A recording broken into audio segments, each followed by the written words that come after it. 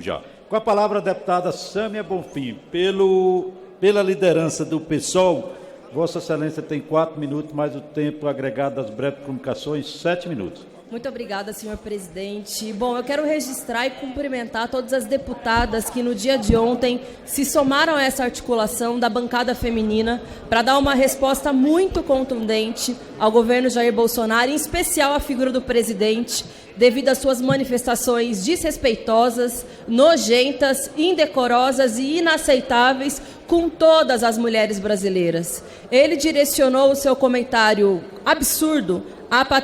à jornalista Patrícia Campos Melo, da Folha de São Paulo, que cumpriu com um papel muito importante, assim como vários outros jornalistas brasileiros, que é revelar esse esquema nojento de disparo em massas de fake news para tentar influenciar politicamente o povo brasileiro. E o Bolsonaro, incomodado com a ação da jornalista, ao invés de somente fazer uma crítica, que já seria absurdo dependendo do tom, porque se trata mais uma vez de tentar interferir na liberdade do exercício do jornalismo no Brasil, preferiu optar por uma lógica que ele se utiliza desde o momento em que se elegeu como deputado estadual no Rio de Janeiro e também como deputado federal e hoje como presidente da República, que é atacar as mulheres. Não é à toa que a sua crítica, mesmo entre as jornalistas, é direcionada especialmente às mulheres. E é por isso que se incomoda tanto também quando mulheres vêm a essa tribuna dizer a verdade. E agora, infelizmente, um colega deputado quis desmentir, contar uma nova versão dos fatos, como se nós fôssemos burras,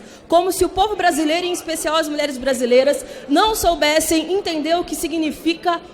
dar um furo. Isso é de um nível de desrespeito, de machismo e de sexualização de uma tarefa que é muito difícil de ser feita, de jornalismo político, de fazer a cobertura daquilo que se passa nos bastidores do poder. E é por isso que nós viemos aqui. Eu queria, por isso, cumprimentar muito a deputada Tabata e a deputada Natália, que através da articulação que nós fizemos com elas, também foi possível construir essa nota em conjunto e anunciar que nós não vamos parar por aí, porque, claro, é necessário fazer esses pronunciamentos e dar respostas contundentes, mas nós vamos até as últimas consequências pela punição exemplar do senhor Jair Bolsonaro, mas também do seu filho, que ontem subiu à tribuna, enquanto nós falávamos aqui, mostrou um sinal de banana para cerca de 20 deputadas que estavam fazendo o seu pronunciamento, ou que enquanto a nossa líder do PSOL falava em nome de todas nós contra o presidente Bolsonaro, tinha uma série de deputados da base do governo que gritavam como hienas enquanto nós colocávamos os nossos argumentos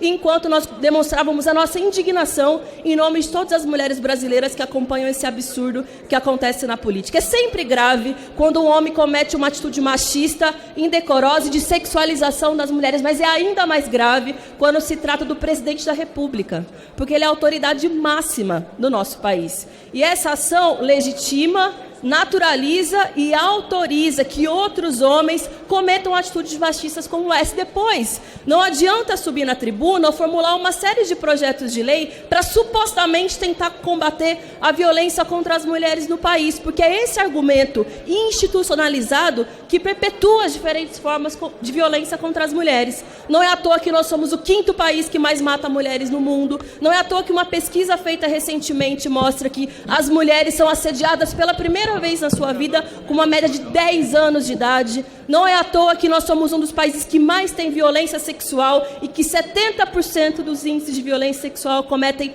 menores de idade, porque essa postura institucionalizada, infelizmente, estimula outros homens a perpetuarem a violência e isso influencia com que as instituições brasileiras não atuem exemplarmente, de fato, para o combate e o enfrentamento à violência contra as mulheres. Nas redes sociais, as mulheres já se organizam e também na sociedade, porque nós sabemos, vai acontecer um 8 de março, como tradicionalmente acontece no movimento de mulheres, e esse ano vai ter um novo significado, porque além da agenda tradicional do nosso movimento, nós temos mais um inimigo para enfrentar. Nós temos a violência de gênero, nós temos a luta pelo direito de que mais mulheres participem da política, mas nós temos um inimigo em comum, todas as mulheres brasileiras, e ele se chama Jair Bolsonaro, e nós não vamos descansar enquanto não dermos uma resposta exemplar de punição a esse sujeito que nunca deveria ocupar o espaço da presidência da República e que, se ocupa, deveria atuar de maneira decorosa, respeitosa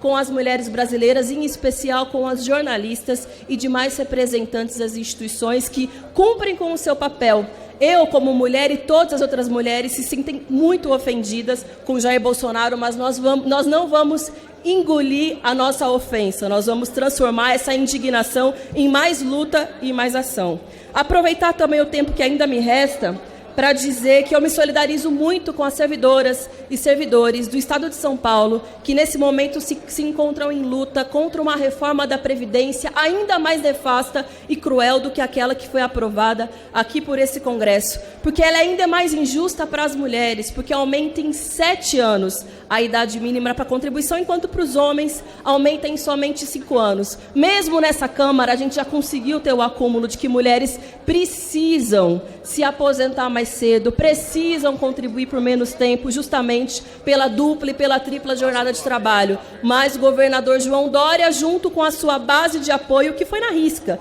57 votos aprovou em primeira votação a PEC no dia de ontem, são justamente os 57 votos necessários para que ele consiga aprovar hoje também em segunda votação. Mas mesmo assim, o governador João Dória, com a sua base de apoio, leva adiante esse projeto de reforma da Previdência que, além de retirar os direitos beneficiários, também muda a estrutura da carreira dos servidores, unificando uma reforma administrativa com a reforma previdenciária e utilizando aquele argumento demagógico de que é para combater privilegiados. A gente está falando de professores, de policiais civis e militares, que inclusive são base significativa do apoio que votaram no governo João Dória, e a gente não está falando de um modelo previdenciário que é deficitário, ao contrário de tantos outros estados. Por isso, o meu repúdio ao que faz o governo João Dória e todo o apoio aos servidores e servidoras que desde o ano passado estão em luta para garantir os seus direitos e que, apesar do enxugamento orçamentário, com muita maestria e profissionalismo, garantem o atendimento da população, seja na saúde, na educação e na segurança pública. Hoje, ao final do dia, eu estarei presente na Alesp para acompanhar essa luta também. Obrigada, presidente. Obrigado.